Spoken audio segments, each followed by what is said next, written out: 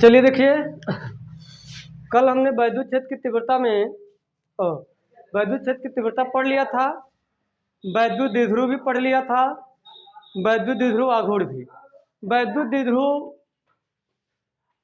के कारण तीव्रता हमने अच्छी स्थिति में देख लिया था। वैद्युत द्विध्रुव के कारण तीव्रता अच्छी स्थिति में देख लिया था, जो कि कुछ इस प्रकार आया था। आप देख सकते हैं कि -q + q था।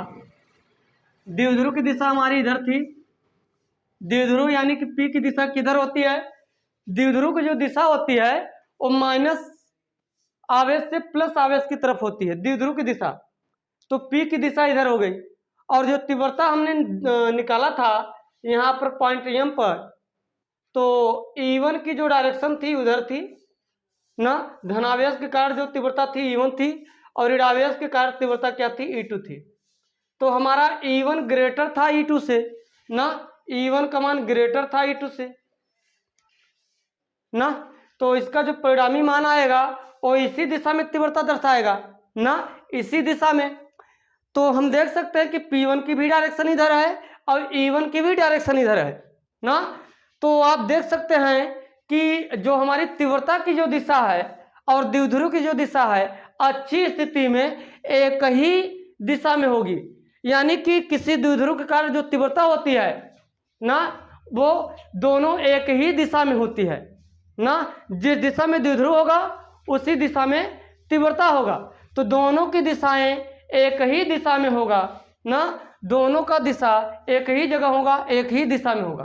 तो इस प्रकार हम द्विध्रुव के कारण तीव्रता अच्छी स्थिति में देख लिए थे। अब हम द्विध्रुव के कारण तीव्रता निरक्षीय स्थिति में देखने वाले हैं। तो आइए देखते हैं द्विध्रुव के कारण जो तीव्रता है ना, द्विध्रुव के कारण, वैद्युत द्विध्रुव के कारण तीव्रता, वैद्युत द्विध्रुव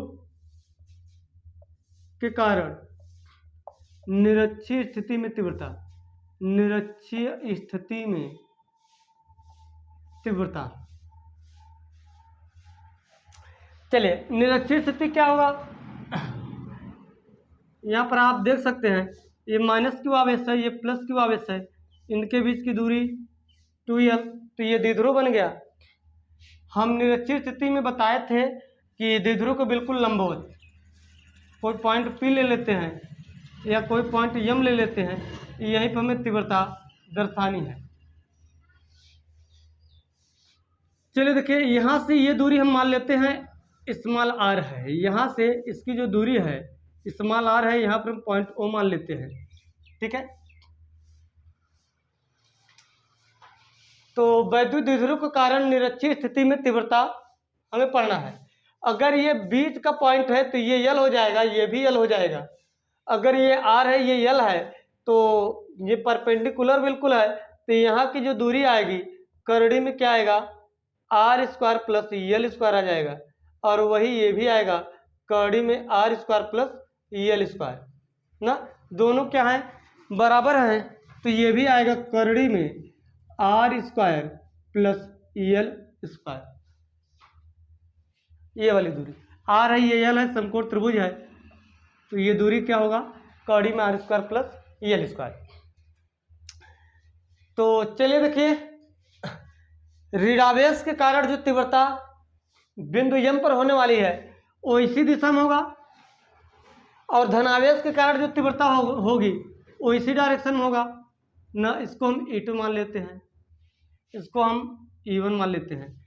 तो ऋणावेश के कारण जो तीव्रता बिंदु M पर होगा इसी डायरेक्शन में होगा ना, ऋणावेश की दिशा में होगा। और धनावेश के कारण तीव्रता दूर की ओर होती है, और ऋणावेश के कारण तीव्रता ऋणावेश की ओर ही होती है। धनावेश के कारण तीव्रता किसी भी बिंदु पर दूर ही होती है। तो हम किसी बिंदु आवेश के कारण तीव्रता पढ़े हैं ना, तो किसी बिंदु आवेश के कारण जो तीव्रता होती है ना, तो किसी बिंदु आवेश के कारण जो तीव्रता होती है वो हमने बताया है E = 1/4πε0 Q/r² ना। ये हम बिंदु आवेश के कारण तीव्रता पढ़े, लेकिन हमें द्विध्रुव के कारण तीव्रता पढ़नी है ना। तो द्विध्रुव के कारण तीव्रता हमको निरक्षीय स्थिति में देख रहा है। अच्छी स्थिति का हम निकाल चुके हैं। तो आइए देखते हैं प्लस क्यू आवेश के कारण, प्लस क्यू आवेश के कारण बिंदु यम पर तीव्रता ना। अच्छा, प्लस क्यू आवेश के कारण, चलो इसको हम E1 कर देते हैं, पहले यही लिख दिए। चलिए, तो प्लस क्यू आवेश के कारण बिंदु एम पर तीव्रता क्या होगा, E1 इक्वल टू 1/4πε0 क्यू बटे में आर स्क्वायर हो जाएगा, तो स्क्वायर हो जाएगा आर का, तो यहाँ आ जाएगा R square plus EL square. ये समीकरण नंबर 1 हो गया। ठीक है, इतना समझ में आया। अब देखिए माइनस क्यू आवेश के कारण बिंदु एम पर तीव्रता इसी की दिशा में होगी, तो हम लिख सकते हैं माइनस क्यू आवेश के कारण, माइनस इसी प्रकार हम लिखेंगे, इसी प्रकार माइनस क्यू आवेश के कारण, माइनस क्यू आवेश के कारण बिंदु यम पर तीव्रता क्या होगा बताओ, A2 इक्वल टू 1/4πε0 क्यू है बटा आर स्क्वायर, तो R square plus EL square. It is question number 2। तो यहाँ पर आप देख सकते हैं कि A1 की तीव्रता और A2 की तीव्रता दोनों बराबर हैं ना भाई, दूरी बराबर है, आवेश का परिमाण भी सेम है, दूरी भी बराबर है, पॉइंट भी वही है ना, तो तीव्रता क्या हो जाएगी, दोनों का प्रभावी मान जो होगा वो क्या होगा, बराबर होगा, लेकिन दिशाएं दोनों की अलग अलग हैं ना। यहाँ पर देखेंगे कि दिशाएं हमारे क्या हैं, अलग अलग, एक की दिशा उधर है, एक की दिशा इधर है। अच्छा, दिशा जो है विपरीत भी नहीं है, अगर दिशा विपरीत होता तो परिणामी जो तीव्रता होती वो भी शून्य हो जाती, लेकिन दिशा विपरीत नहीं, दिशा क्या है, भिन्न है ना, दिशा अलग अलग है, एक की दिशा इधर है, एक की दिशा इधर है ना, तो परिणामी जो तीव्रता होगा आप देख सकते हैं, परिणामी जो तीव्रता होगा वो बिल्कुल बीचों बीच से जाएगा, क्योंकि एक ही बिंदु पर दोनों तीव्रताएं क्या है, कार्यरत है, एक ही बिंदु पर है ना, तो परिणामी तीव्रता क्या होगा बताओ, 20 से होकर जाएगा ना। ये इधर खींच रहा है, ये इधर खींच रहा है, एक ही पॉइंट पर अगर हम देखें तो एक ही पॉइंट पर दो तीव्रता कार्य कर रहे हैं और दोनों विपरीत दिशा में बराबर हैं, तो स्पष्ट है दोनों 20 से जाएगा। अच्छा, तो दोनों 20 से जाएगा, तो हम यहाँ पर लाइन खींच ली, यही परिणामी तीव्रता है ना, यही परिणामी तीव्रता है। जब यही परिणामी तीव्रता है तो आप देख सकते हैं, अगर इस कोण को हम थीटा मान ले तो ये भी कोण हमारी थीटा होगी ना, क्योंकि आप पढ़े हैं कि समद्विबाहु त्रिभुज में अगर दो भुजाएं बराबर हैं ना, समबाहु त्रिभुज में दो भुजाएं बराबर होती हैं ना, तो बराबर भुजा के सम्मुख कोण क्या होंगे, बराबर होंगे। अगर इसको थीटा मानेंगे तो इसको भी थीटा मानेंगे, स्पष्ट है ना। अगर ये थीटा है तो यहाँ पर देखिए ये एकांतर कोण बन रहा है, तो ये भी क्या हो जाएगा, थीटा हो जाएगा।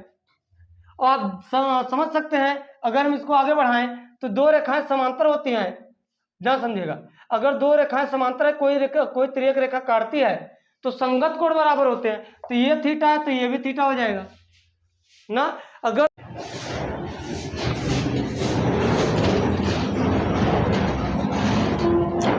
देखिए तो ये थीटा है तो ये भी थीटा हो जाएगा, तो यहाँ पर देख सकते हैं कोण कितना हो जाएगा, 2 थीटा हो जाएगा, क्या हो जाएगा, 2 थीटा हो जाएगा। तो यहाँ पर परिणामी तीव्रता जो होगी E बिल्कुल बीचों बीच से जाएगी, परिणामी तीव्रता E बिल्कुल बीचों बीच से जाएगी। तो यहाँ पर हम देख सकते हैं, तो E इक्वल टू कितना आ जाएगा, 1/4πε0, 1/4πε0 करड़ी में पहले हम लिखेंगे E इक्वल टू E1 का स्क्वायर प्लस E2 का square plus 2E1 into E2 कास 2 थीटा, कोण कितना है, दोगुना है, तो 2 थीटा हो जाएगा। E इक्वल टू हो जाएगा E1 का स्क्वायर, E1 यानी E1 का मान कितना है, 1/4πε0 क्यू बटे में यहाँ पर है R square plus EL square का होल स्क्वायर।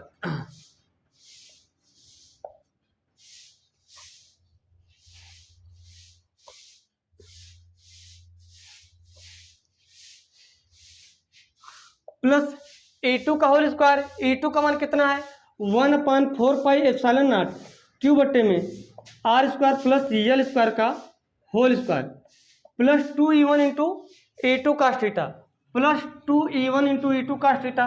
तो प्लस 2 यहाँ पर लिखते हैं, कड़ी में है। E1 का मान कितना है, E1 का जो मान है 1/4πε0 क्यू बट्टे में are square plus L square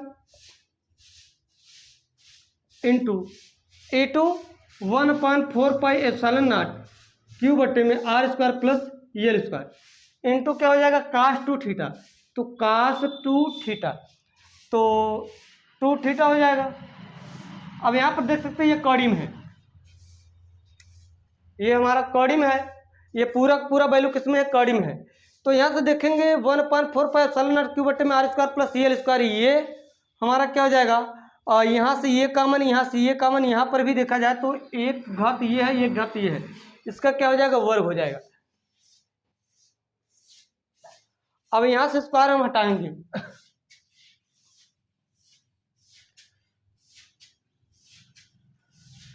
यहाँ से स्क्वायर हम कॉमन लेंगे स्क्वायर के पदों में, तो स्क्वायर हट जाएगा, कड़ी से बाहर निकल जाएगा। तो ई इक्वल टू आ जाएगा 1/4πε0 क्यू बट्टे में are square plus L square. तो ये स्क्वायर अगर हम कॉमन कर लेंगे, यहाँ 1 बचेगा, यहाँ पर 1 बचेगा, तो 1 + 1 वो स्क्वायर के रूप में कॉमन कर लिया, एक का स्क्वायर एक ही बचेगा, एक का स्क्वायर एक, यहाँ से ये भी स्क्वायर के रूप में देखो, ये और ये स्क्वायर बनकर बाहर हो जाएगा। तो यहाँ पर आ जाएगा 1 + 1 + 2 इंटू कास 2 थीटा। तो ये देखिए ई इक्वल टू आ गया हमारा 1/4πε0 क्यू बट्टे में are square plus L square. ये देखिए एक एक 2 + 2 प्लस कास 2 थीटा, दो कॉमन करेंगे तो यहाँ आ जाएगा 1/4πε0 क्यू बट्टे में are square plus L square. यहाँ से देखिए दो कॉमन करेंगे तो 1 + कास 2 थीटा। कास 2 थीटा का सूत्र आप 10वीं में पढ़े हैं, 1/4πε0 क्यू बट्टे आर स्क्वायर प्लस यल स्क्वायर। सूत्र क्या पढ़े हैं, 1 + कास 2 थीटा का सूत्र होता है 2 कास स्क्वायर थीटा -1, ये -1 से +1 कैंसिल हो जाएगा, 2 दूनी 4। तो ई इक्वल टू आ जाएगा 1/4πε0 क्यू बट्टे में are square plus L square. यहाँ से 2 दूनी 4 कास स्क्वायर थीटा, 2 दूनी 4 कास स्क्वायर थीटा। तो ये देखिए ये हमारा क्या हो जाएगा, बाहर निकल जाएगा ना। यहाँ से देखेंगे 2 बाहर निकलेगा, कास थीटा बाहर निकलेगा, तो क्या आ जाएगा, तो हो जाएगा ई इक्वल टू 1/4πε0 क्यू बट्टे में are square plus L square ना। ये आ जाएगा 2 कास थीटा ना। अगर कास थीटा का यहाँ पर हम वैल्यू पुटअप करेंगे, कास थीटा बराबर क्या होता है, देखो ये हमारा क्या है, कोण है, तो कोण के सामने क्या होता है, लंब होता है, ये आधार ये कड़, तो कास थीटा बराबर होता है आधार बटा कड़ होता है। तो यहाँ पर लग जाएगा ई इक्वल टू 1/4πε0 क्यू बट्टे में are square plus L square. यहाँ आ जाएगा कास थीटा का मान यल बटा करड़ी में are square plus L square.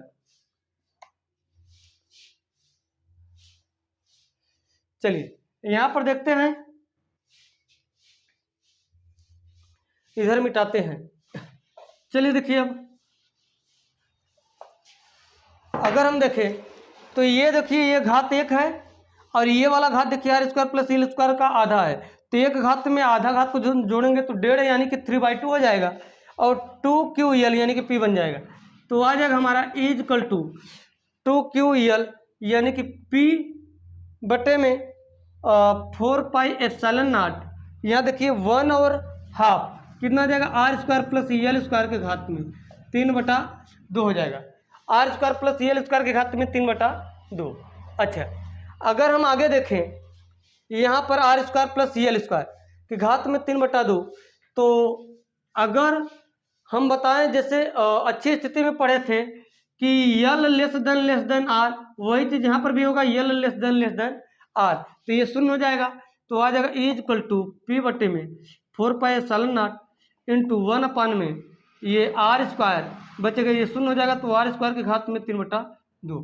तो ये देखिए घात से घात कट जाएगा, तो आ जाएगा ई इक्वल टू p बटे में 4πε0 ना इंटू आर का क्यूब, आर का क्यूब, यानी कि इसको ऐसे 1/4πε0 पी बटे में आर का क्यूब। तो जो अच्छी स्थिति में तीव्रता पड़े थे, अच्छी स्थिति में क्या आया था 1/4πε0 2p बटा में आर क्यूब। इसकी तुलना में देखें तो ये दोगुना है, ये इसका हाफ है ना, ये दोगुना है हमारा, ये इसका हाफ है। तो तीव्रता में देखेंगे तो निरक्षीय स्थिति की तीव्रता अच्छी स्थिति की तुलना में आधी होती है। निरक्षीय स्थिति की तीव्रता अच्छी स्थिति की तुलना में आधी होती है। अगर हम इसकी दिशा की बात करें, अगर हम इसकी दिशा की बात करें तो द्विध्रुव की दिशा माइनस प्लस यानी कि इधर है, और तीव्रता की दिशा बिल्कुल इसी के समांतर विपरीत दिशा में होती है। देखिए तीव्रता की दिशा इधर है और द्विध्रुव की दिशा इधर है। तो निरक्षीय स्थिति में जो द्विध्रुव की दिशा होती है ना, द्विध्रुव की दिशा के समांतर और विपरीत दिशा में होती है तीव्रता, और निरक्षीय स्थिति में द्विध्रुव की दिशा के बिल्कुल समांतर होती है और विपरीत दिशा में होती है। ये हमारा क्या है, तीव्रता है, किसका, निरक्षीय स्थिति का।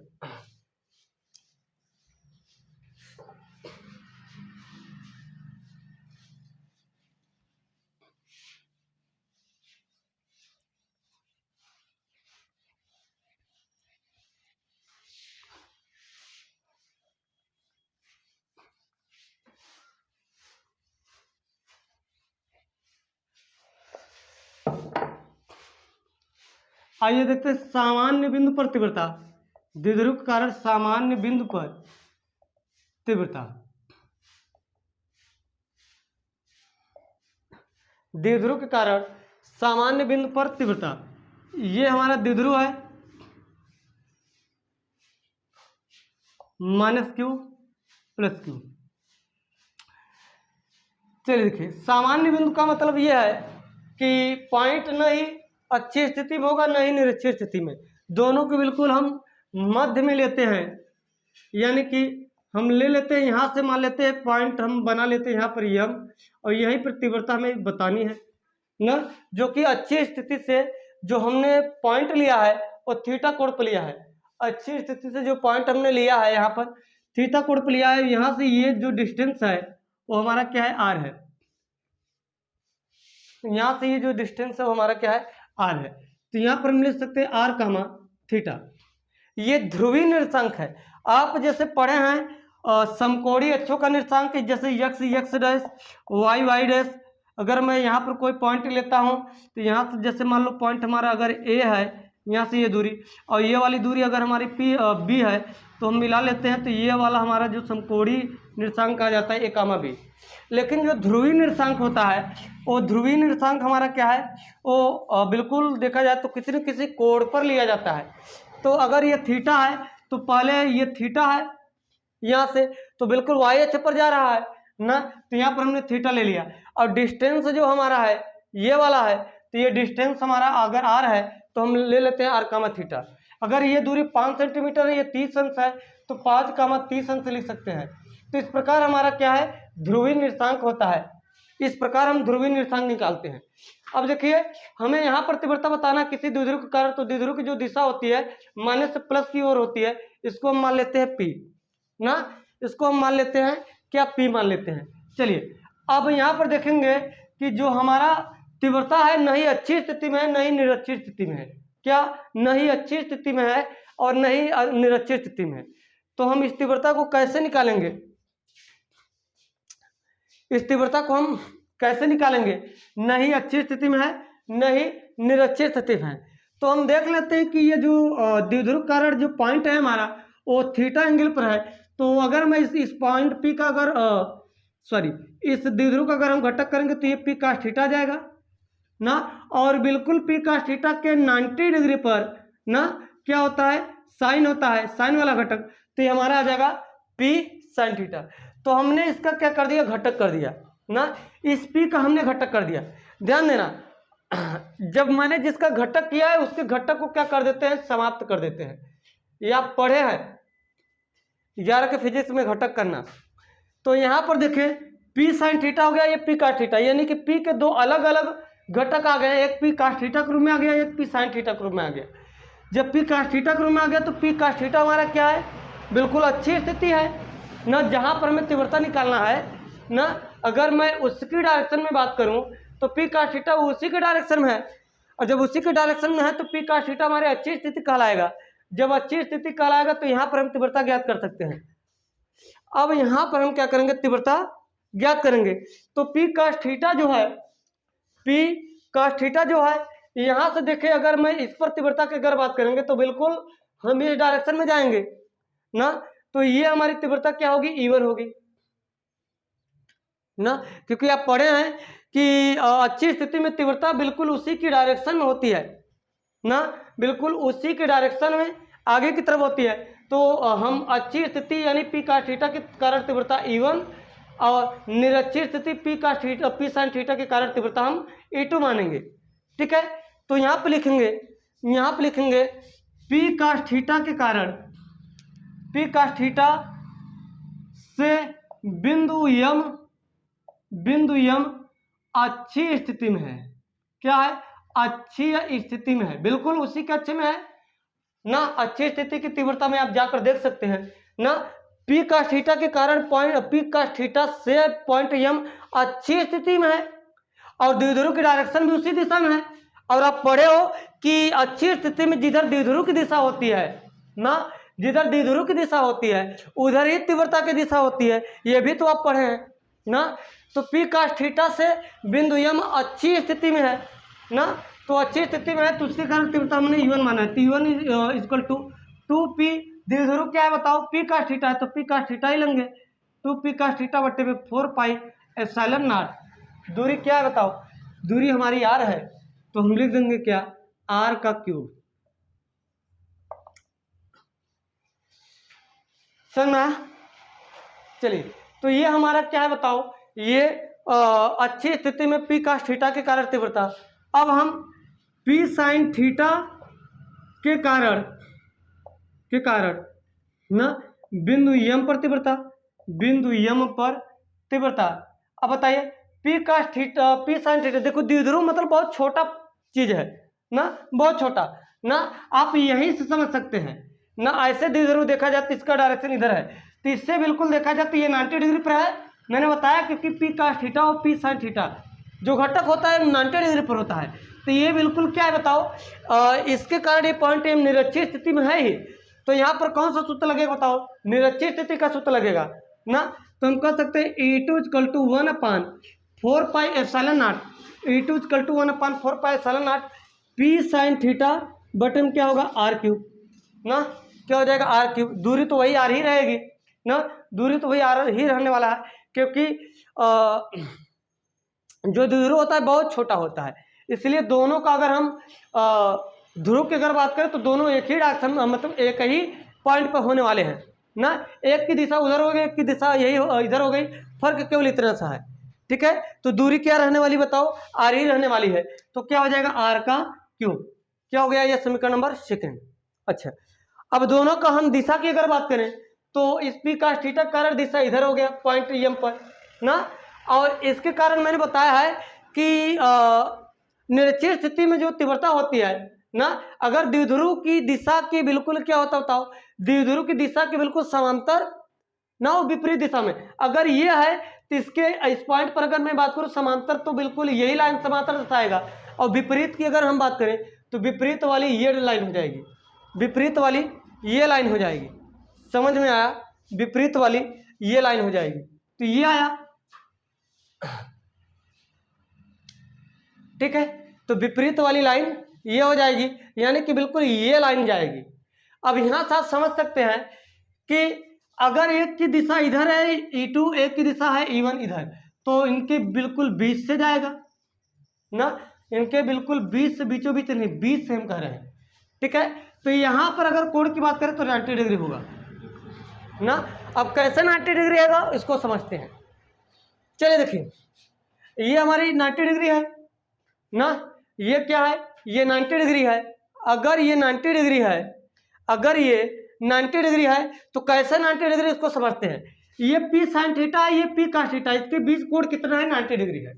अब यहां से अगर हम देखें, ये बिल्कुल लाइन सीधी जा रही है और ये लाइन बिल्कुल सीधी जा रही है, ये समांतर है ना, ये क्या बिल्कुल समांतर है, आप समझ सकते हैं। जब समांतर है अगर ये 90 डिग्री है, समझिएगा, अगर ये 90 डिग्री है तो ये भी तो 90 डिग्री होगा, क्योंकि एक सीधी सरल रेखा पर 180 अंश कोण बनता है ना। जब ये 90 डिग्री है तो ये दोनों लाइन अगर समांतर है, तिर्यक रेखा काट रही है तो 90, तो ये 90 होगा ना। तो यानी कि E1 और E2 के बीच में जो कोण बन रहा है ना, E1 और E2 के बीच में जो कोण बन रहा है वो कितना बन रहा है, 90 डिग्री का बन रहा है। कितना बन रहा है, 90 डिग्री का। तो यहाँ पर हम कह सकते हैं E इक्वल टू करड़ी में परिणामी तीव्रता के लिए ना, परिणामी तीव्रता के लिए E इक्वल टू करड़ी में E1 का स्क्वायर प्लस E2 का स्क्वायर कर सकते हैं। क्या, E1 का स्क्वायर प्लस E2 का स्क्वायर कर सकते हैं, प्लस 2E1 इंटू E2 का थीटा होगा, तो थीटा का मान 90 डिग्री शून्य हो जाएगा। तो E1 हमारे पास यहाँ है, E2 हमारे पास यहाँ है।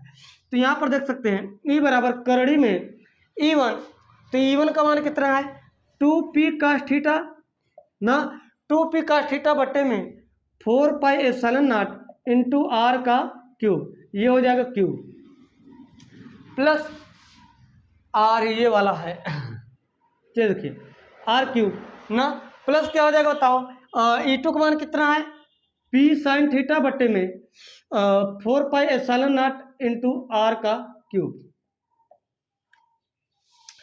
अगर कॉमन की बात करें तो p 4 pi epsilon nought r का cube, p 4 pi epsilon nought r का क्यूब, ये कॉमन है। तो स्क्वायर के रूप में इसको हम बाहर कर लेते हैं, इसको स्क्वायर केवल हटेगा, बाकी 4 पाई एप्सिलॉन नॉट r का क्यूब बाहर हो जाएगा। करड़ी में देखिए 2 कास थीटा बचेगा, तो इसका वर्ग हम करेंगे तो 4 कास स्क्वायर थीटा प्लस यहाँ पर देखेंगे तो हो जाएगा साइन स्क्वायर थीटा ना, साइन स्क्वायर थीटा। अब अगर हम आगे देखें तो E इक्वल टू पी बटे में 4 पाई एप्सिलॉन नॉट r का क्यूब बटे में 4 cos square theta plus 1 minus cos square theta.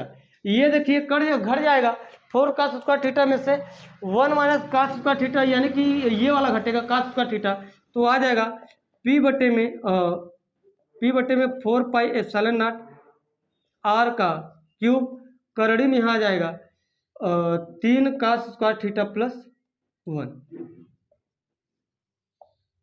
3 cos square theta plus 1। तो हमारा जो सूत्र बना, क्या बना, E इक्वल टू पी बटे में 4 पाई एप्सिलॉन नॉट r का क्यूब, करड़ी में 3 कास स्क्वायर थीटा प्लस 1। तो ये सामान्य बिंदु पर आया ना, ये सामान्य बिंदु पर आपका सूत्र आया ना, तीव्रता के रूप में ये सामान्य बिंदु का सूत्र आया। अच्छा, सामान्य बिंदु का मतलब यह है कि अगर हम चाहे निरक्षीय स्थिति का निकालें चाहे अच्छी स्थिति का, अगर निरक्षीय स्थिति में निकालेंगे तो थीटा का मान क्या रखेंगे बताओ, 0। थीटा का मान 0 क्यों रखेंगे, क्योंकि अच्छी स्थिति में थीटा का मान 0 क्यों रखेंगे, क्योंकि जिस दिशा में द्विध्रुव है उसी दिशा में हमारी तीव्रता है, तो थीटा का मान क्या रखा जाएगा, 0 रखा जाएगा। जब ये 0 रखेंगे तो cos 0 का मान क्या होगा, 1 होगा, 1 का स्क्वायर 1, तो 3 का गुणा 1 में करेंगे 3 1 4, तो 4 का वर्गमूल क्या आ जाएगा, 2 आ जाएगा, तो 2p अपन में 4 pi epsilon not into r का क्यूब। तो यहाँ से अच्छी स्थिति का सूत्र बन जाएगा। अगर निरक्षीय स्थिति की बात करें तो क्या आएगा, थीटा का मान 90 रखेंगे ना, क्योंकि 90 डिग्री बनता था, तो cos 90 वैल्यू क्या आ जाएगा, 0। जब 0 आ जाएगा 3 गुणा 0 में तो 0, तो यहाँ पर 1, 0 में 1 जोड़ेंगे 1 का स्क्वायर रूट 1, तो आ जाएगा हमारा निरक्षीय स्थिति का सूत्र आ जाएगा। तो इस प्रकार हम देख सकते हैं कि सामान्य बिंदु का अगर तरीका में पता है तो अच्छी स्थिति निरक्षीय स्थिति दोनों का फार्मूला हम निकाल सकते हैं, और चीजें बिल्कुल उसी तरह सॉल्व होगी जैसे अच्छी स्थिति में सॉल्व होता है और निरक्षीय स्थिति में सॉल्व होता है। तो चलिए आज के लिए बस इतना ही।